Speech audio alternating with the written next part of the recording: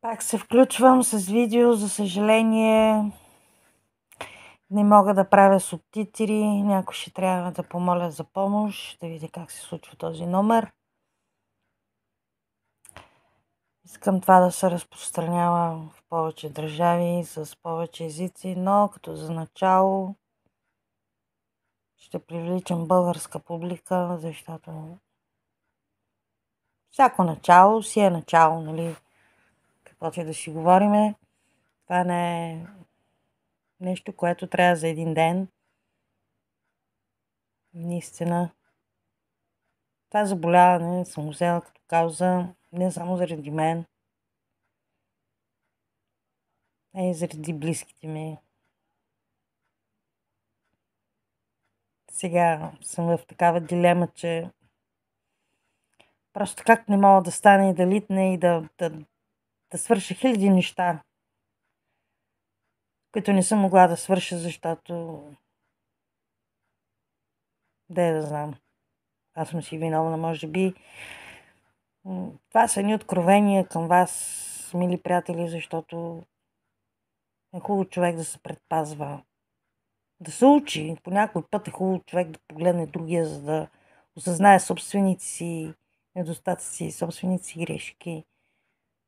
Да мога да избегне, примерно, някои последици, които прямо аз съм могла да избегна. Днеска не се боря само за моя живот. Днес се боря за живота на детето си. И ако аз не се преборя за моя живот, аз няма да мога да се преборя за живота на моето дете, което също се бори за собствения си живот. Наистина, много е депресиращо, но вярвайте ми, човек трябва да издържи. Сега имам още една кауза. Не само борбата с рака, но борбата за живота на моето дете. Защото и тя се бори за живота си. И ако това, да ви кажа честно, ми дава допълнителен стимул. Не заради рака. Всички ще умреме. Това е ясно.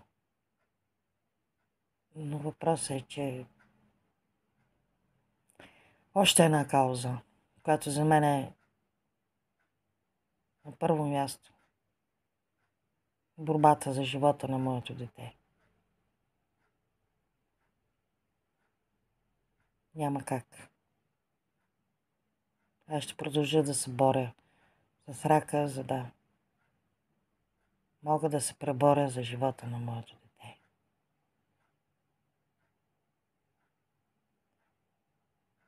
Ще пускам видеа.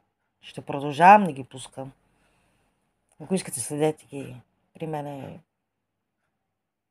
може би и по-нататък, ако се увеличат абонатите ми. Аз съм първи ден. Излъчвам видеа втори ден. Почти нищо не е. И вече имам 9 абоната. Това е рекорд. Съм очаквала толкова много реакции. 9 реакции за един ден. Това е добре. Искам да споделяте. Да натискате камбанката. Да споделяте и да се абонирате за канала ми. Споделяйте в месенджер, защото Фейсбук, знаете, много ни ги показва нещата в YouTube. Какво се излъчат? Не се обичат много. Споделяйте на приятели в месенджер.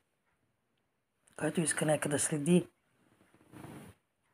на майки с деца, на възрастни, на ваши приятели, на ваши близки. По-нататък ще се организирам и ще ги правя с субтитри, но на този етап няма да мога. Тепърва започвам борба с инстанции и така нататък. Защото това заболяване рак не е само да се лекуваш и да ходиш по химиотерапия, да се лежиш вкъщи и да си правиш упражнения. Трябва да живееш нещо. С това заболяване не можеш да работиш. Трябва да се бориш и за храната си. Нали? А в такива случаи трябва да ви кажа, че когато се правят такива процедури, трябва наистина много силна и здрава храна. Всичко това струва средства. Аз съм народен човек и сега да седна да се правя на някаква баровка. Вижте ме тук сега, аз съм, що съм, ето аз това правя, няма такова нещо. Не съм баровка. Не ме бият милионите, да си позволя да си седа вкъщи и нищо да не правя за себе си, за прехраната ми. Не мога да скрия катетъра, който ми е набучен в ръката, за да тръгна да работя. Никой няма да ме вземе на работа в момента. Нали? И затова трябва да ходя по инстанции, от тук от там, при социалки, глупости, правници, не знам какво да видя, какво ми се полага, какво не ми се полага, как мога да си изкарам някой лев отгоре, да мога да се издържам, да мога да се изхранвам, да мога да помагам на децата си, които са зле. Нали? Много мои приятели знаят, че съм в много лоши отношения с бившия ми мъж, който почина вчера, между другото. И шокиращо е, много е тъжно, много е мъчно, защото те остават абсолютно сами там, където са.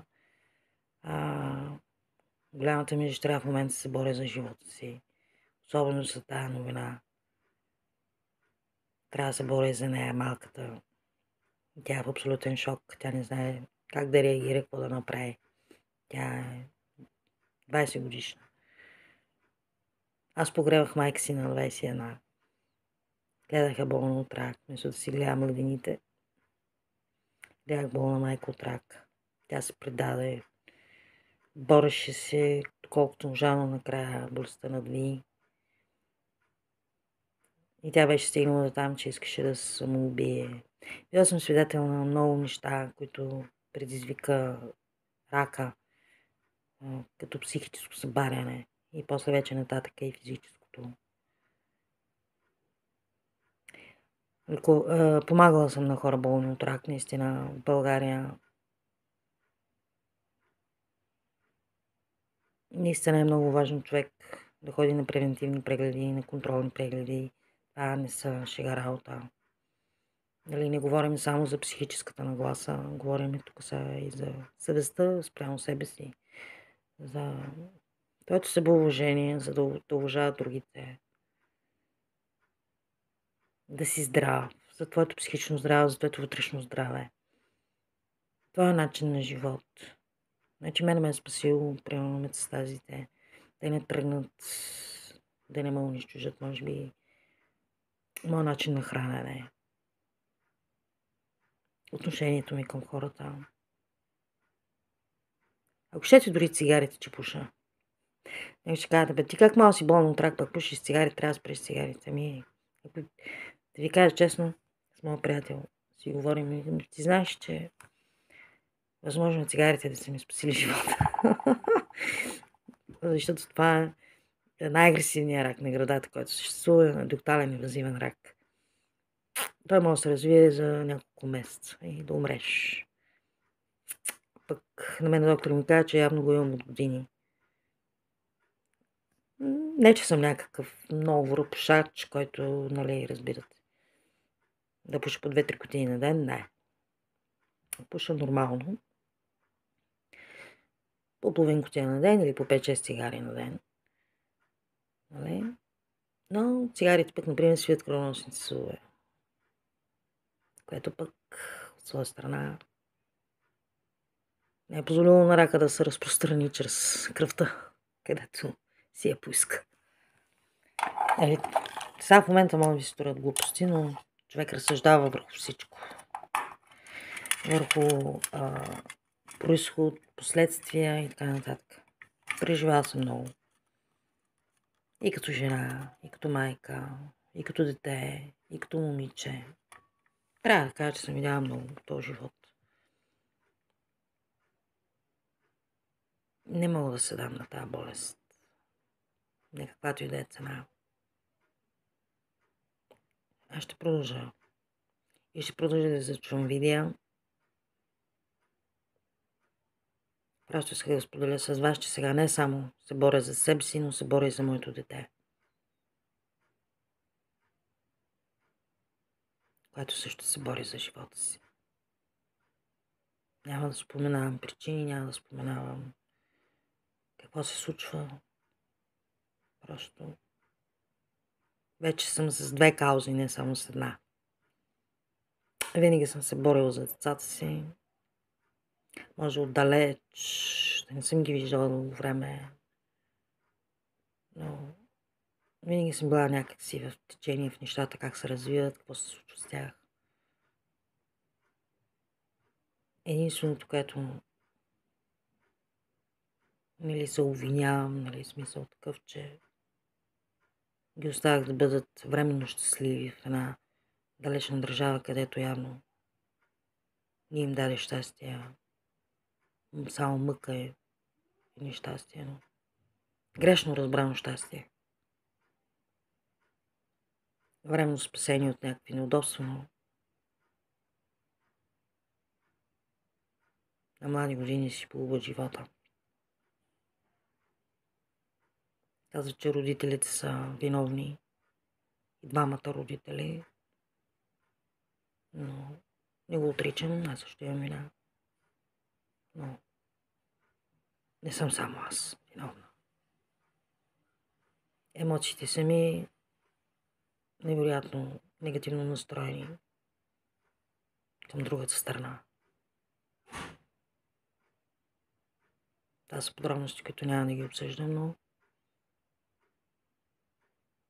това са такива неща, които наистина водят до такива заболявания като рака и като много други. Такива преживявания. И сега всъщност дано хората да гледат тия видеа. Искам повече хора да ги гледат, да слушат за какво става въпрос, защото много хора си мислят, че морето е до колени и че това мен никога няма да ме стигне. Аз ще продължа да си живея по-старому. Какво ще да става? Много хора ми казват, виж какво, заеби ги, заеби, не се занимай.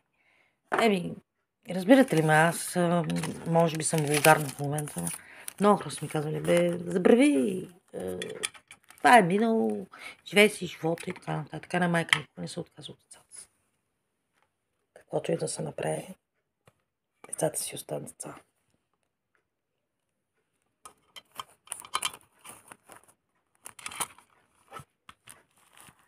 Ще ми извинявате, ама си правя цигари. Ще кажете, ама ти се чувстваш добре, ти това.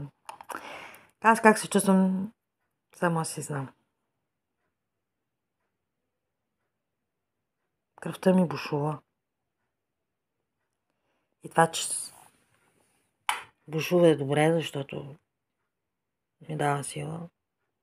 Те мога да се преборя. Да спася детето си, което се бори с живот. Също един стимул, с който да се преборя с рака. Гледайте видеята ми. Днеска, например, беше много такъв един екшен ден. Трябваше да ходя до до един санаториум с възрастни хора. Моя приятел, майка му там живее, тя е с инсулт и ходим от време на време да я зарадваме, правя и сладкиши и така нататък. Някой път направя някакво българско ядене, защото тя е чехиня. Тя никога не е яла български яденета и така радва се. И такива, по-така естя, които, може да ги приеме, да й харесат. Например, нашите кекщета. Днеска и донесах пресно-зелена фурна със свинско. Така и беше много някакси необичайно. Беше така хубав ден, смисъл свързан с екшени.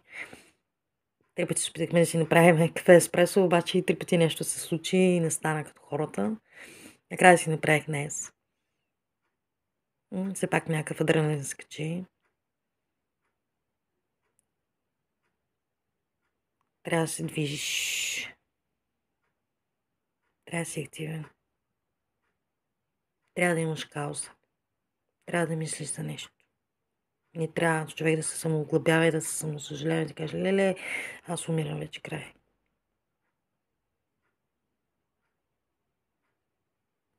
Не стават така нещата. И не ме гледайте, че пуша, моля ви се.